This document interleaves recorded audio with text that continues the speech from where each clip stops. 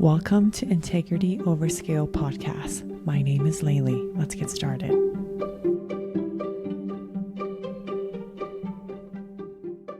Welcome to Integrity Over Scale podcast. My name is Leili. I'm looking at myself and I'm thinking, oh my God, here we go. Another podcast. I swear. So I have big plans with the way this is structured. So you can see like maybe a better background behind me.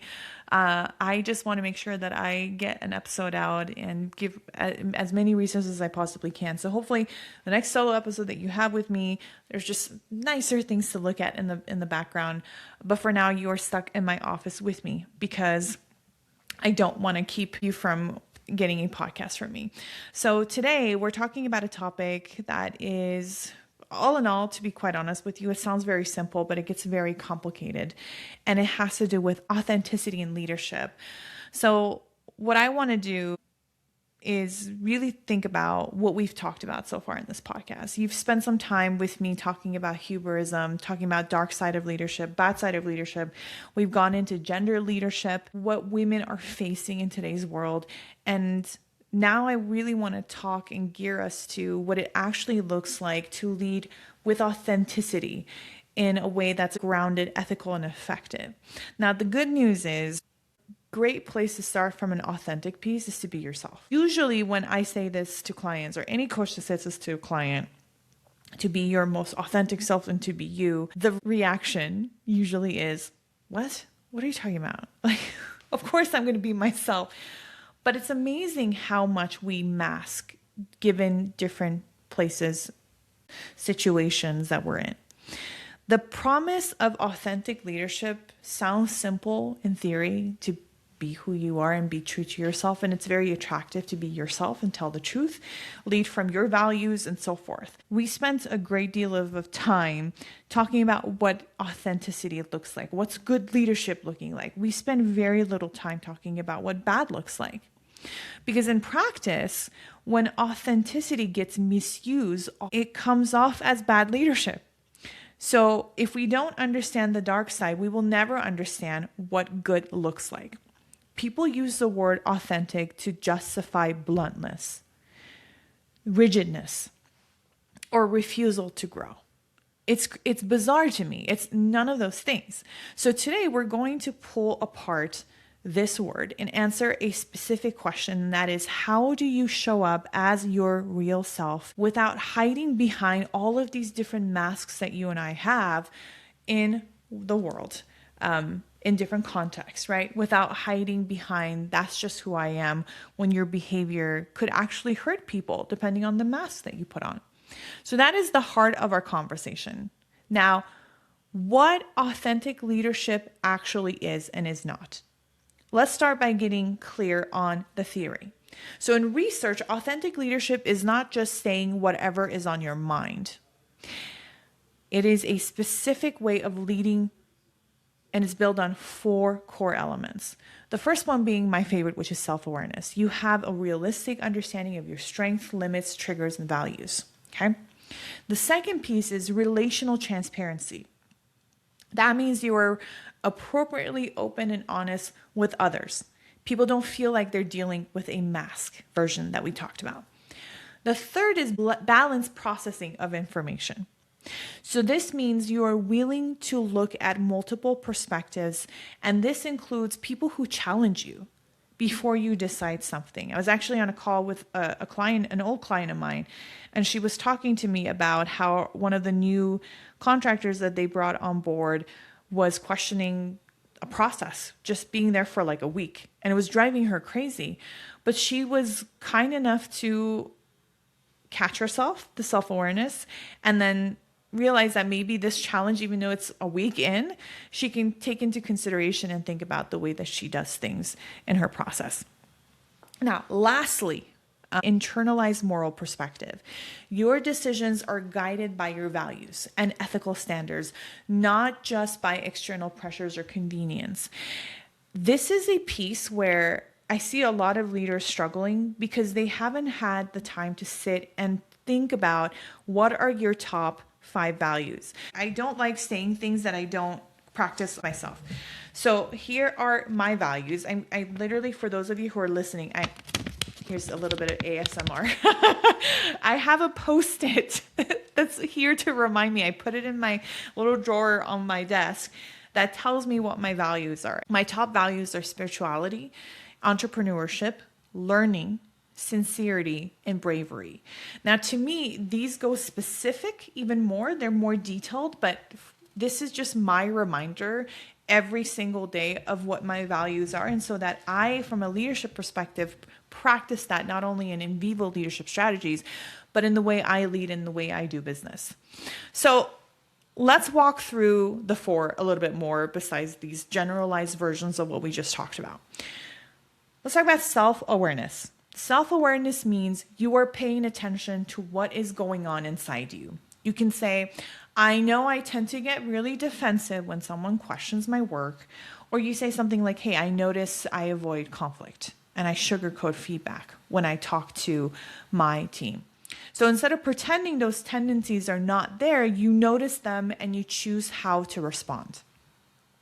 Now, relational transparency does not mean oversharing every thought and emotion. Relational transparency actually means people have a sense of the real you.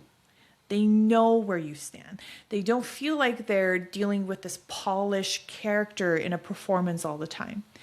You share your reasoning, you admit when you don't know, and you do not quietly manipulate other people.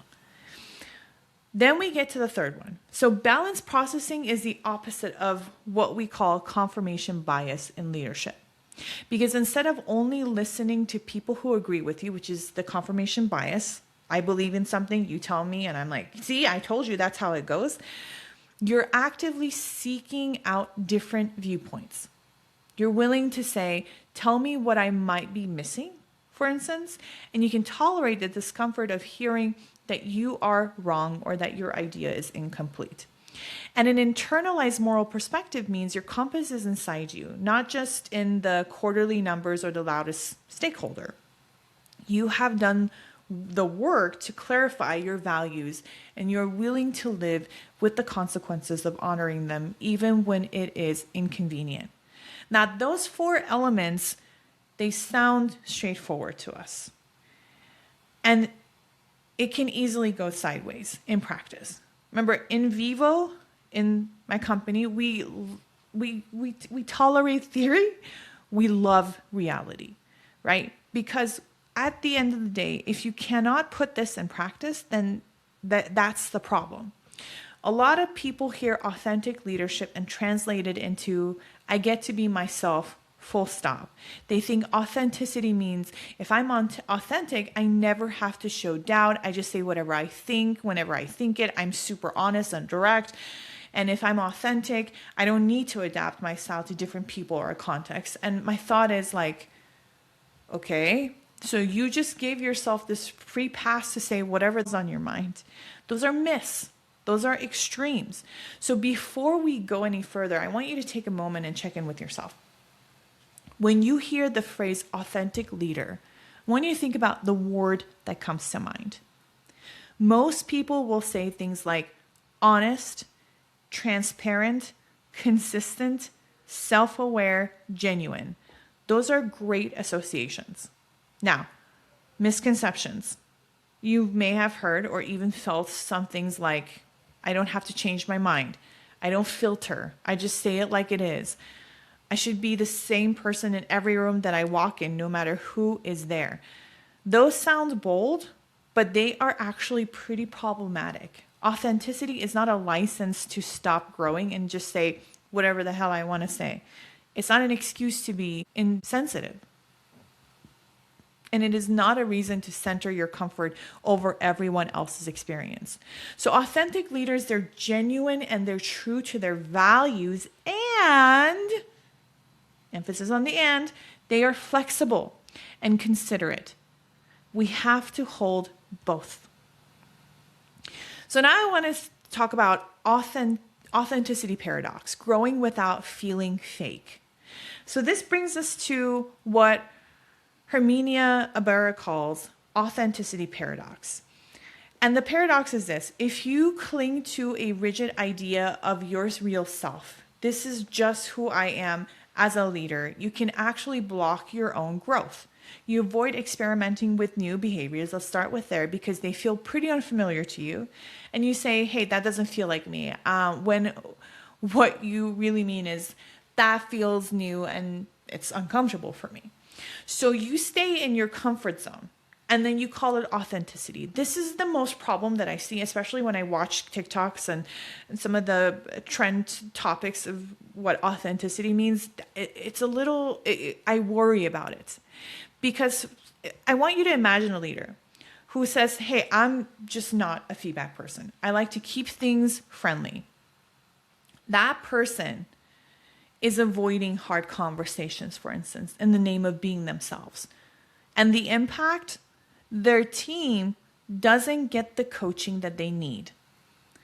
Problems fester.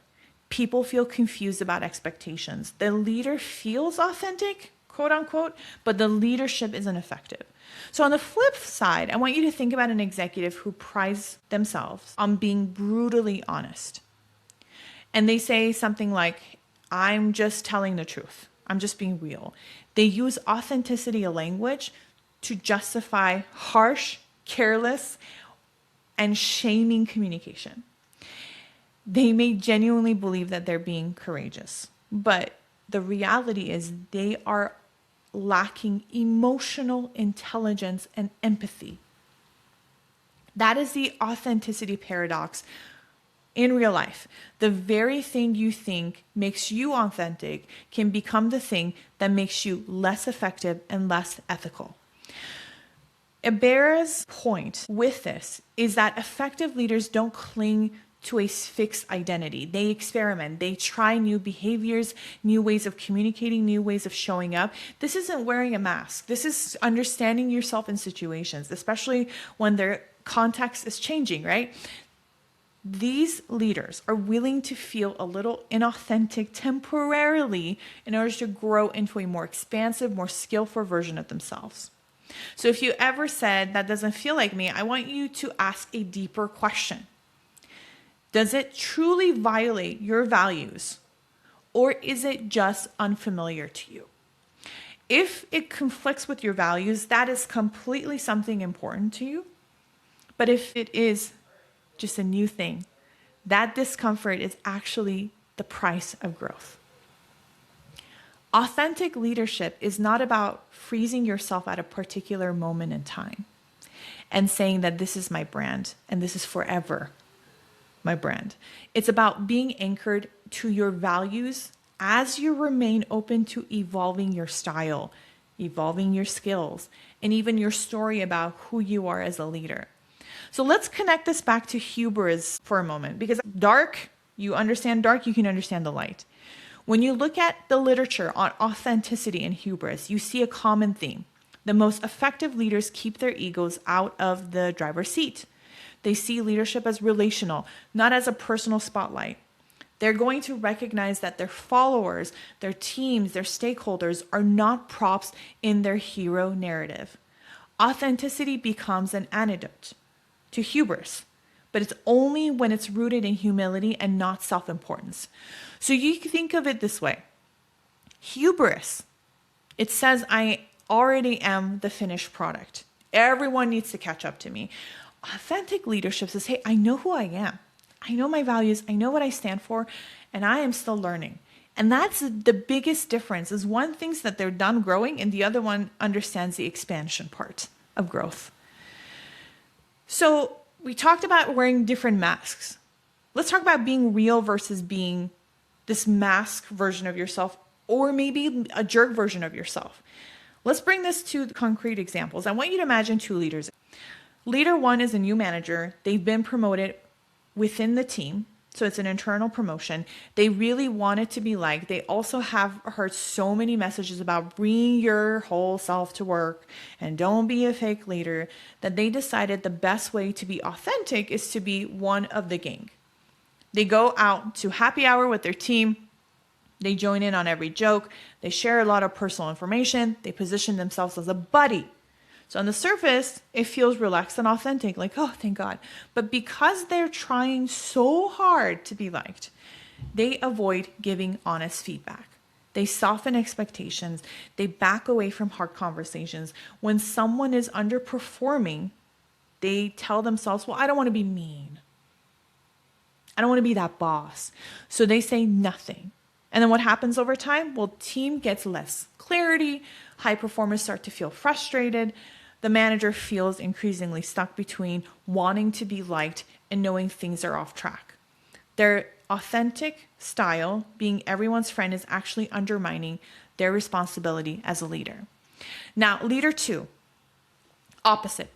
This leader describes themselves as tough but fair. They're proud of being direct. If you ask them about their leadership style, they're going to say, hey, I don't sugarcoat, or people always know where they stand with me. When someone makes a mistake, this leader calls it out in a group meeting. That was pretty sloppy, or we can't afford that kind of laziness. They might say they're pushing people to be their best version. They see their bluntness as a form of honesty and integrity. But how does the team experience it? Often as shaming, very unsafe, very unpredictable, and over time people shut down. They share less. They focus on avoiding criticism than on innovation. And the leader's authentic toughness becomes a barrier to psychological safety. Both leaders in these two cases, they understand authenticity, but it's a very narrow perception that we've already covered.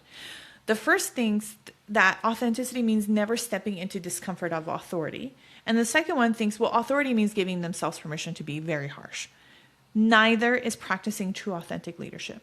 So if you were coaching these leaders, what would you ask them? So for one leader, we can say, what values are you trying to live? Maybe they value connection, humility, being down to earth, and those are good values. Then what you're going to do is you're going to explore how can you honor those values while you also honor your responsibility to give clear, honest feedback. What would it look like to be both kind and honest instead of choosing one? Now, for leader 2, what you can ask is, hey, what values are you trying to live out by being brutally honest? So maybe the value is truth, accountability, excellence. Great. Those are great. Then what you can do is say, how might the way you're expressing that value be landing on others? Is there a way to uphold truth and standards without cutting people down? Where is the line between candor and cruelty? So in both cases, the work is separate. The value from the rigid behavior, all of that. Like you can keep the value and change the behavior. That's the difference between I'm just being myself versus I'm committed to leading well. Even if we talk about moral and ethical authenticity, walking your talk, let's add another layer here, right? It's not enough to feel authentic. Plenty of people feel very real while doing real harm. Ethical authenticity means your actions actually align with your values that you say you hold. There's a congruence between your stated principles and your real behavior. So if you say you value respect, but you routinely interrupt people, you belittle them, you dismiss their input, that's not authentic leadership, right? That's just branding. So if you say you value transparency, let's say, but your team finds out about major changes through rumors, last minute announcement, that's not authentic leadership. If you say you value inclusion, but same voices dominate every meeting and you never seek out different perspectives, that's not authentic leadership. That's just wishful thinking. That's just me saying, I am great and just not practicing greatness. Authentic leaders are not perfect. They're going to miss the mark. They will contradict themselves sometimes. The difference is that they care when they do. They notice the gap and they're willing to repair it. So humility is absolutely central here. Humility in authentic leadership doesn't mean you think poorly of yourself either.